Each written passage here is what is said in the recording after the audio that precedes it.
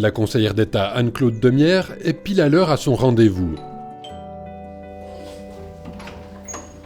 Bonjour monsieur, enchanté. Cet après-midi, la directrice du département de la santé et des affaires sociales a décidé d'aller à la rencontre d'une famille de proches aidants. Il y a Marc et Tiffany. Tous les deux s'occupent de Marie-Florence. Enchantée. Tout à fait. Non, mais il est toujours. Comment il s'appelle? Il s'appelle Atlas. Atlas, salut Atlas. C'est mon proche aidant. Un proche aidant indispensable pour Marie-Florence. Il y a 7 ans, les médecins lui ont diagnostiqué la maladie d'Alzheimer. Marie-Florence n'avait alors que 57 ans. Pour son fils, la nouvelle a fait l'effet d'un choc. Mais au départ, je pense que quand le diagnostic est tombé, on s'est retrouvé un petit peu comme ça, quoi, planté. Ouais. Voilà, le diagnostic il est là. Poum. Ouais. C'est ça. Puis on fait quoi avec Organisons-nous. C'est ça.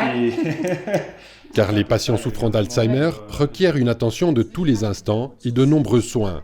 Tiffany, la nièce de Marie-Florence, sait ce que cela implique au quotidien. Mettre en tenue la personne pour le soir, si ça n'a pas déjà été fait durant la journée.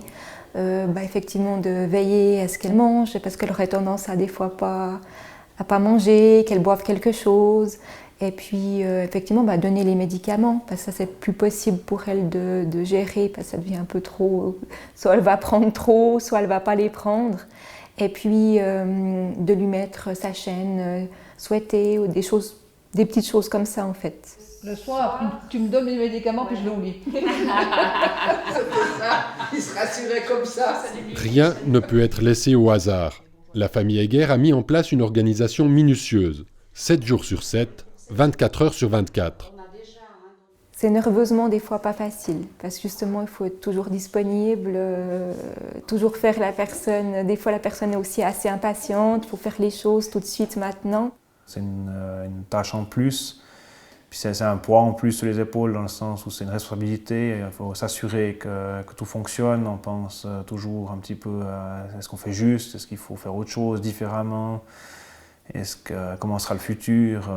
Aujourd'hui, ok, on a fini de construire quelque chose qui fonctionne, dans 3 mois, ça sera encore bon, etc. C'est plus un peu là-dessus que c'est un peu pesant, parce que c'est quelque chose de permanent qui tourne en boucle, quoi. On est plus que, il y a ma tante, ma cousine et moi pour s'occuper de maman, donc C'est pas... on a rapidement fait appel à des aides externes, comme la Croix-Rouge. Un coup de main bienvenu qui soulage ses 2 proches aidants. Et puis, malgré la lourdeur de la tâche, il reste les moments drôles. Des fois on rigole, pas justement pour mettre un vêtement comme ça, quand la personne la met à l'envers, ou veut mettre le pantalon à la place du pull. Des fois on est obligé de rigoler, quoi, ça c'est sûr. Ce qui m'a marqué, c'est la très grande complicité qu'il y a entre eux, beaucoup d'amour aussi. Un bel amour filial, même si les rôles se sont inversés. On est passé de l'étape où j'étais l'enfant qui suivait les conseils de sa maman, et puis on est passé à l'inverse, où c'est la maman qui doit suivre les conseils de son enfant. Donc c'est pas toujours très très simple à goupiller, c'est des fois un peu laborieux, mais dans l'ensemble on arrive quand même, au final ça marche.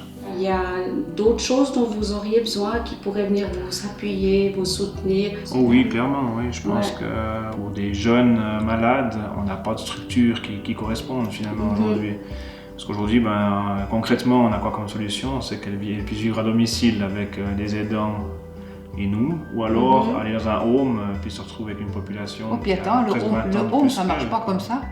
Tiffany et Marc, par leur dévouement, pallient ce manque de structure. Comme de nombreux proches aidants, ils permettent à leurs parents de rester aussi longtemps que possible à domicile. Un rôle essentiel. C'est vraiment une énorme communauté de gens qui accompagnent et qui permettent surtout aux personnes de réaliser leur vœu le plus cher, c'est celui de rester le plus longtemps possible à domicile. Et pour ça, moi, j'ai une énorme admiration.